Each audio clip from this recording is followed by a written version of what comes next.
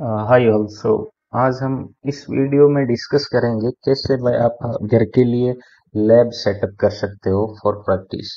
तो जो इस लैब के बारे में जो मैं डिस्कस करने जा रहा हूँ वो टोटली वर्चुअलाइज लैब होगी। ये नहीं कि आपके पास मल्टीपल फिजिकल कंप्यूटर होंगे। ऑब्वियसली आपके घर के पास, आपके घर में मल्टीपल कंप्यूटर्स नहीं होंगे, तो आप कैसे प्रैक्टिस कर सकते हो? अगर आईटी में आपको प्रैक्टिस करनी है तो आपको मल्टीपल कंप्यूटर्स चाहिए, तो वो तो ऑब्वियसली घर पे होंगे नहीं, तो कैसे कर सकते हैं?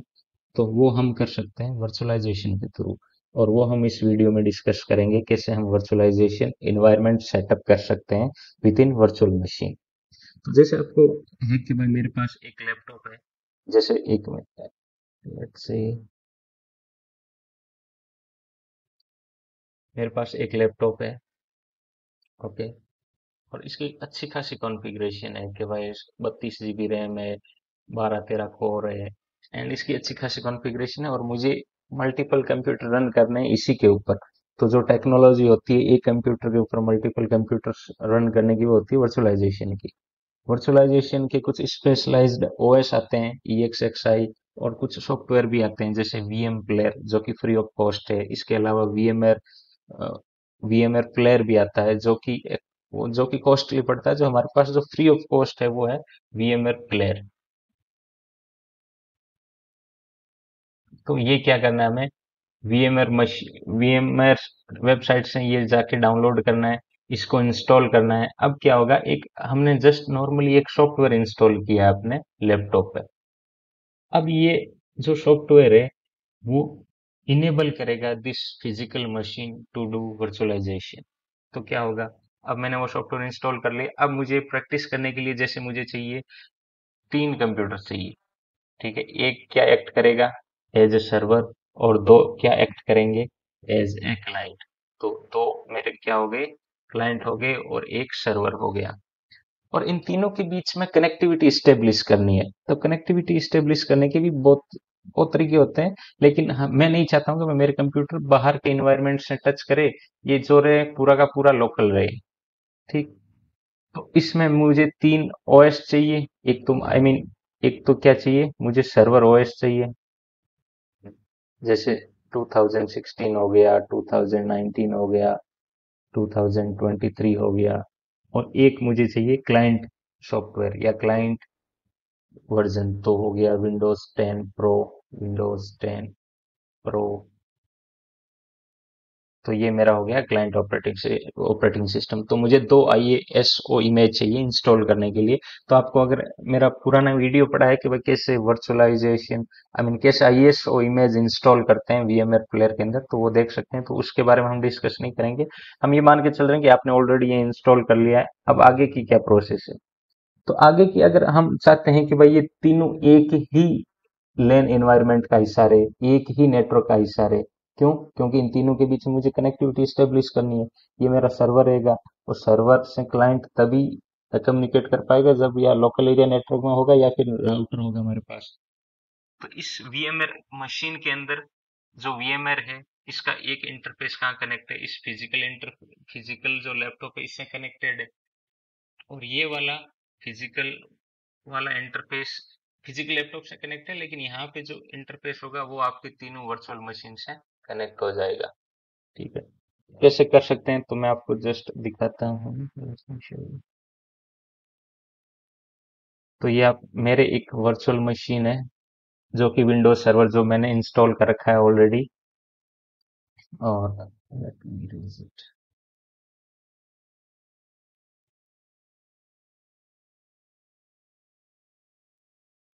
ठीक है, तो अब आपको कहाँ पे जाना होगा, सिंपली यहाँ पे जाना होगा, विंडोज प्लेयर, मैनेज, और वर्चुअल मशीन सेटिंग। यहाँ पे जाके आप नेटवर्क अडेप्टर और कस्टम मैंने सेलेक्ट कर लिया होस्ट ओनली VMnet 1। तो मैंने क्या बताया था इसमें, जैसे आप मैंने बताया था आपको कि भाई एक वर्चुअल मशीन होगी, और ये मेरा लैपटॉप है, इससे वो एक इंटरफेस कनेक्टेड है, और ये वर्चुअलाइज है, ये वर्चुअल मशीन है मेरी। अब इससे मैं जितने भी लैपटॉप कनेक्ट करूंगा वो सारे के सारे क्या हो जाएंगे, इससे आपस में कम्युनिकेट करेंगे। कितने भी मैं कनेक्ट कर सकता हूँ लोकल से, VMnet 1 होस्ट ओनली से, तो सारे के सारे आपस में क्या करेंगे, कम्युनिकेट करेंगे। तो मैंने ये एक सर्वर किया है, इसको क्या कर रखा है, कस्टम, और VMNet 1 ओनली। अब तो जब मैं दूसरा क्लाइंट ऑपरेटिंग सिस्टम इंस्टॉल करूंगा तो उसमें भी क्या करनी पड़ेगी, सेम सेटिंग करनी पड़ेगी। जस्ट आपको मैं वेरीफाई करवा देता हूँ एक बार। तो ये मेरा एक विंडोज 10 है, और विंडोज 10 में क्या कर रखा है मैंने, इसको मैनेज में जाओ, वर्चुअल मशीन सेटिंग में जाओ, और यहाँ पे वही कस्टम करके VMNet 1 होस्ट ओनली, जिससे क्या होगा, दोनों ये एक ही नेटवर्क में हो जाएंगे मेरे। ठीक है। जैसे VMNet 1 कहाँ दिखेगा आपको, अगर मैं यहाँ ncpa.cpl करूंगा तो मुझे यहाँ पे VMNet 1 ये रहा। तो ये एक इंटरफेस है, इससे जितने भी मैं इसमें वर्चुअल मशीन में इंस्टॉल करूंगा वो उसी इंटरफेस से अटैच होंगे, एक सेम लोकल एरिया नेटवर्क बोल सकते हो आप। तो उस लोकल एरिया नेटवर्क से कनेक्शन हो जाएंगे। तो मैं एक बार वेरीफाई भी कनेक्टिविटी वेरीफाई भी कर लेता हूँ सर्वर और ऑपरेटिंग सिस्टम के बीच में।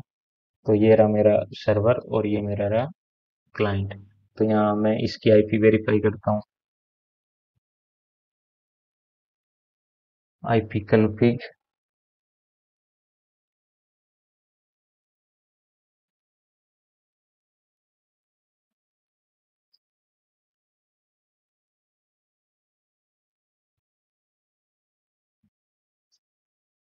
ये मेरा लैपटॉप स्लो हो गया है काफी, क्योंकि मैंने काफी वर्चुअलाइजेशन में काफी बड़ी बड़ी मशीनें डाल रखी है इसमें, इस वजह से। और कॉन्फ़िगरेशन भी इतनी स्ट्रांग नहीं है इसकी। तो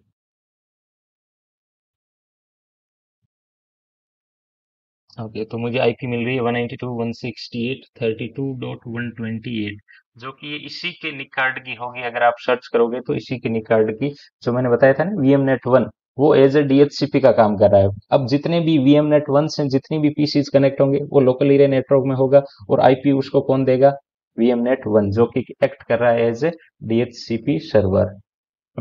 इसमें भी देखते हैं हम सर्वर में कौन सा आईपी है।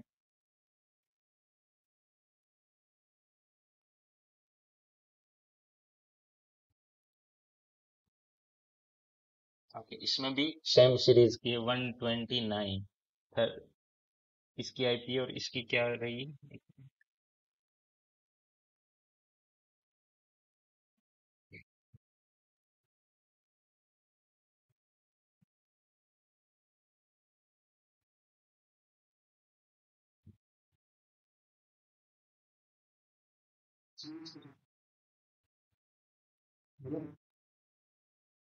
वो यहाँ पे 128, तो एक बार मैं वेरीफाई कर लेता हूँ, पिंग कर पा रहा हूँ या नहीं कर पा रहा हूँ।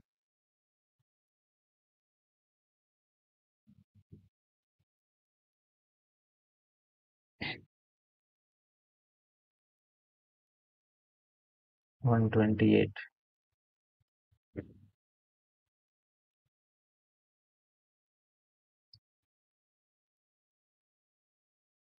192.168 30.128। तो मैं पिंग कर पा रहा हूँ क्लाइंट को, क्यों, क्योंकि दोनों लोकल एरिया नेटवर्क में। तो अब एक बार हम सर्वर पे आ जाते हैं। सर्वर पे क्या करना है, अभी हम एक्टिव डायरेक्टरी इंस्टॉल करेंगे, जिससे क्या होगा, बाद में हम इस क्लाइंट को डोमेन में ज्वाइन करवाएंगे। तो अभी पहले हमें एक्टिव डायरेक्टरी इंस्टॉल करनी है। तो एक्टिव डायरेक्टरी इंस्टॉल करने के लिए आपको सिंपली सर्वर ओपन करना है। फिर कहाँ जाना है आपको, मैं शुरू से बता देता हूँ। आपको यहाँ पे जाना पड़ेगा सर्वर मैनेजर। तो आप विंडोज पे क्लिक करोगे, सर्वर मैनेजर आ जाएगा, यहाँ पे इसको ओपन करोगे तो यहाँ पे एड रोल एंड फीचर्स आएगा सर्वर। ओके, ये थोड़ा धीमे चल रहा है, इस वजह से टाइम ये रहेंगे। तो जैसे ही, हाँ, अब ये चल जाएगा।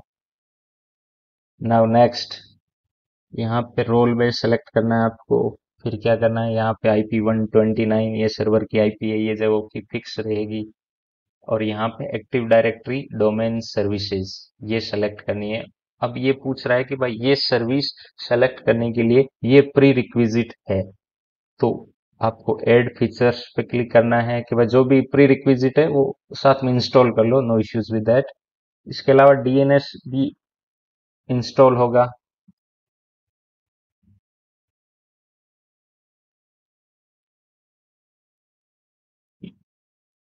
And now click on the install. So अब ये जो थोड़ा टाइम लेगा।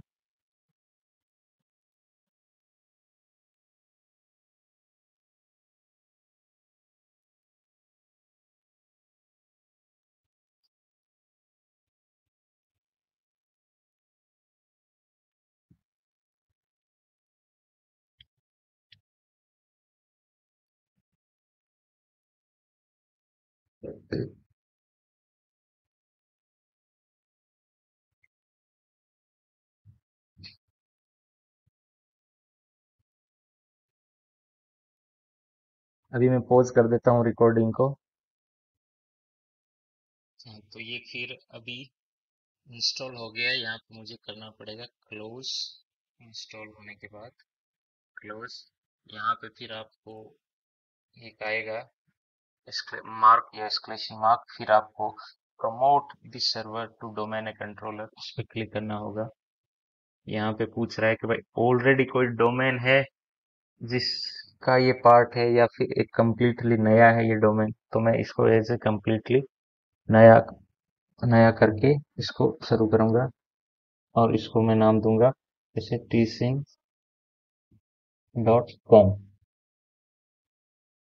ये नया डोमेन है,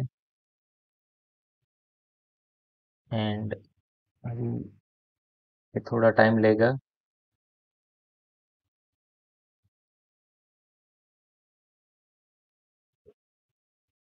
और यहाँ पे हमें रिकवरी पासवर्ड देने पड़ेंगे अगर आप कभी पासवर्ड भूल जाओ तो, एक्टिव डायरेक्टरी के।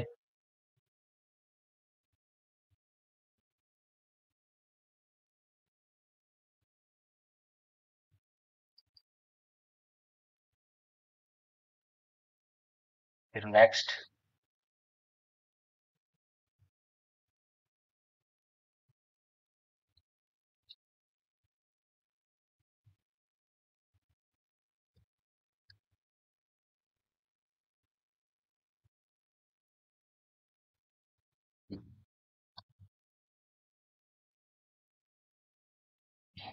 यहाँ नेट बायोस नेम जो टीसीएन मैंने सेलेक्ट किया था डोमेन है। नेट बायोस नेम बेसिकली पूरा कंप्यूटर नेम होता है। जैसे अगर आपने सर्वर को खुद से एज एफटीपी सर्वर दिया है तो ftp.tcn.com, ऐसा कुछ अगर नाम है तो वो है पूरा नेट बायोस नेम। यहाँ पे फिर ये फाइल्स जो एडी से रिलेटेड फाइल्स होती है वो तीन टाइप फाइल होती है, NTDS एंड sys वॉल्यूम।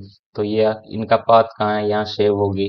ये इंटरव्यू में पूछ सकते हैं भाई यहाँ कौन सी फाइल होती है और कहाँ सेव होती है। यहाँ पे ये रिबूट के लिए पूछेगा, तो इसमें हमारा टाइम जाएगा थोड़ा बहुत। तो ये हमने एज ए इस सर्वर को एडी प्रमोट किया है। अब ये क्या होगा, एडी है क्या, बेसिकली एडी है बेसिकली ग्रुप ऑफ यूजर्स जहां से हम सेंट्रलाइज कनेक्ट कंट्रोल करते हैं सारे कंप्यूटर्स को, सारे ऑल जितना भी राइट्स। पहली चीज तो क्या करते हैं, यूजर्स को कंट्रोल करते हैं। दूसरी चीज उनके राइट्स को लिमिटेड करते हैं, भाई कौन क्या कर पाए, किस ग्रुप में किस यूजर को रखेंगे, और उस ग्रुप पे कुछ पॉलिसीज लगा देंगे।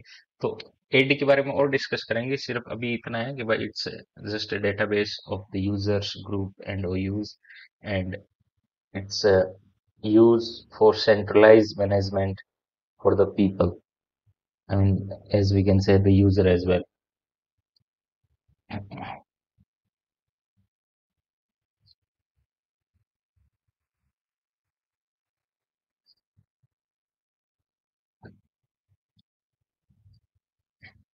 Okay, अभी जस्ट बिफोर मैं आपको कुछ करवा डीएनएस के बारे में थोड़ा बहुत बता देता हूँ कि भाई एडी, अब जब हम कंप्यूटर को ज्वाइन करवाएंगे आगे, तो उसके लिए एक प्री रिक्विजिट है, वो है AD. I mean DNS, not AD. तो ये डीएनएस क्या है, डीएनएस अभी के लिए इतना समझो कि भाई एक कंप्यूटर किसको समझता है, नंबर्स को समझता है। और हम क्या समझते हैं, हम नेम को समझते हैं। कोई भी अगर आपको बोले कि भाई आपका अब google.com एक वेबसाइट है, google.com का नंबर अलग है जिसको हम बोलते हैं आईपी, जैसे 142.16.17.44। अब ये कौन याद रखेगा, हम तो गूगल याद रखेंगे ना। लेकिन कंप्यूटर गूगल याद नहीं रख सकता। वो क्या रख सकता है याद, नंबर रख सकता है। तो इन दोनों के बीच में कैसे सामंजस्य बैठाया जाए, कैसे संतुलन बैठाया जाए मशीन्स और आदमियों के बीच में। तो जो एक सर्विस चलती है जिसको हम बोलते हैं डीएनएस, इसका नाम होता है domain name system. Domain name system जो क्या करता है, इस नाम को किस में कन्वर्ट करता है, इस आईपी में। ठीक है, नाम को किस में कन्वर्ट करता है, नंबर में, ताकि जो हम बोले वो कंप्यूटर समझ आए और कंप्यूटर बोले वो हम समझ आए। तो that is the main role of DNS. अभी हो रहा है इंस्टॉल, ये थोड़ा टाइम लेगा, तब तक मैं पॉज कर देता हूँ वगैरह। ओके, तो यहाँ पे आया है, the computer is being restarted because active directory domain services was installed और रिमूव्ड। तो इंस्टॉल हुई है, तो अब ये क्या करेगा, वापस रीस्टार्ट होगा। जब दोबारा लॉगिन होगा तो we are a domain controller, तो हमने just we turn a normal computer into a server. तो let's wait for restart.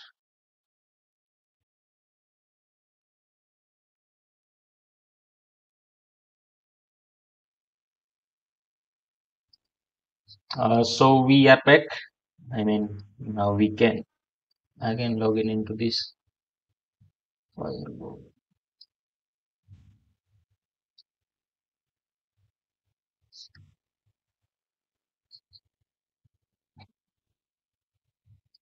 I am successfully logging in.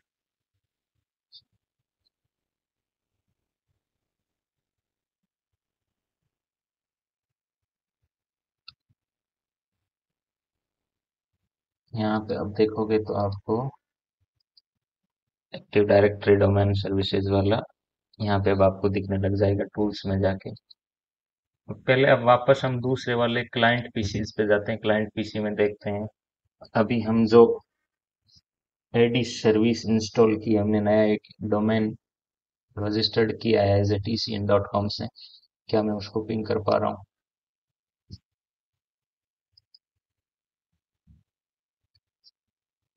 Ping tcn.com नहीं कर पा रहा हूँ, तो क्या करना पड़ेगा मुझे, डीएनएस में उस सर्वर की आईपी देनी पड़ेगी जहां से वो नेम रिजोल्यूशन होगा मेरा। तो इस पे प्रॉपर्टीज, शायद सर्वर का आईपी था 192.168।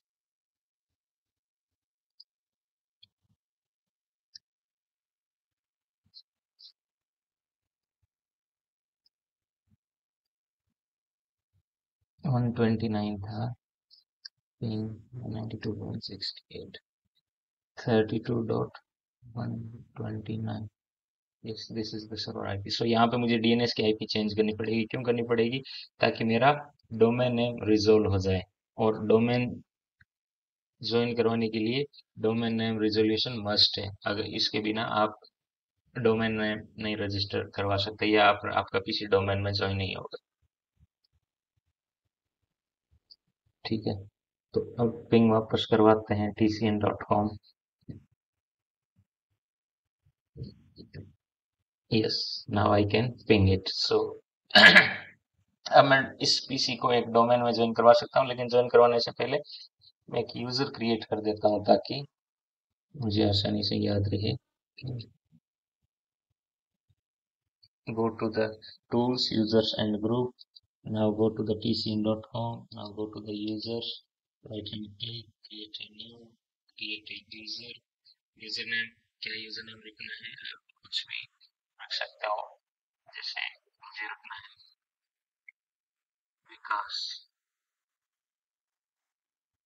मैया, और लॉगिन है विकास डॉट मैया। ये होगा इसका विकास मैया। पासवर्ड इसका मैं रख देता हूँ वेलकम @123। वेलकम @123। यहाँ पे पूछ रहा है कि भाई user can not change password, user must change password at next login. तो मैं ये हटा ही देता हूँ ताकि वो इसी पासवर्ड से लॉगिन होता रहे। अगर इस पे क्लिक कर दिया तो उसको पासवर्ड चेंज करने के लिए बोलेगा, तो मैं नहीं चाहता हूँ इतनी झंझट में पड़े। यहाँ से डायरेक्ट आप इस पे क्लिक कर दिया तो वो कभी पासवर्ड चेंज नहीं कर पाएगा, इस पे क्लिक कर दिया तो ये पासवर्ड कभी एक्सपायर नहीं होंगे, इस पे क्लिक कर दिया तो ये यूजर डिसेबल हो जाएगा। तो अभी केवल इतना करके हम इसको यूजर को बना देते हैं। अब क्या है, वो जो भी आपने चेंज किया है वो इनफोर्स हो जाए, अपडेट हो जाए, तो उसके लिए एक कमांड चलती है सर्वर में, जो कि है gp जीपी अपडेट, ये कमांड क्या करती है, ये जो भी आपने काम किया है वो हाथों हाथ इन्फोर्स में आ जाए, हाथों हाथ मतलब इनबिल्ट, हाथों हाथ उसको एक्शन में आ जाए, इसके लिए हम जीपी अपडेट करें, कोई भी चेंज इमीडिएटली इनफोर्स फोर्स में आ जाए, इसके लिए हम ये कमांड चलाते हैं जीपी अपडेट। अब हम क्लाइंट पे जाते हैं और अब इसको डोमेन ज्वाइन करवाते हैं, तो इसके लिए हमें कहाँ पे जाना पड़ेगा, दिस पीसी की प्रॉपर्टीज में भी जा सकते हो आप।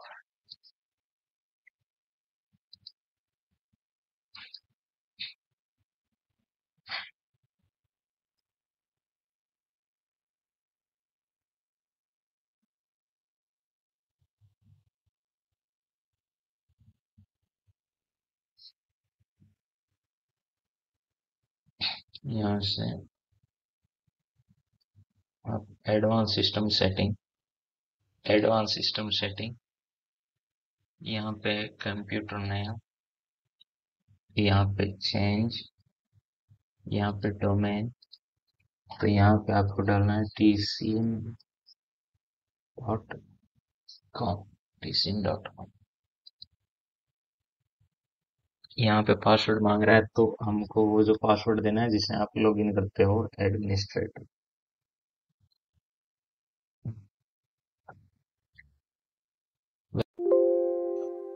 तो आप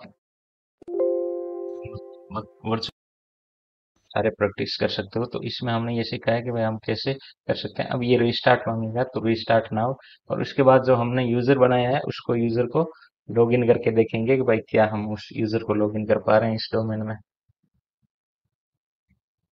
तो इसका again I am pausing this video.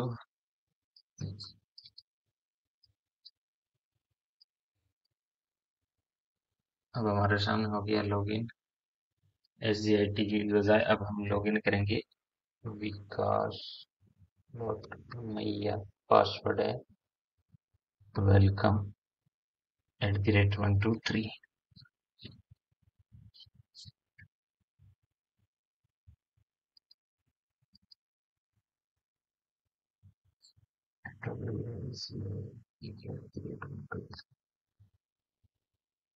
The username or password is incorrect @pc.com।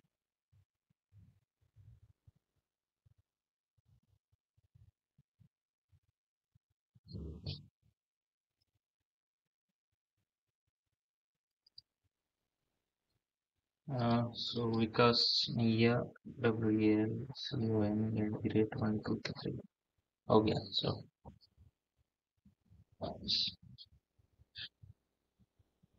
तो अब मैंने जो यूजर क्रिएट किया था डोमेन पे उसके थ्रू हम लॉगिन हो गए हैं।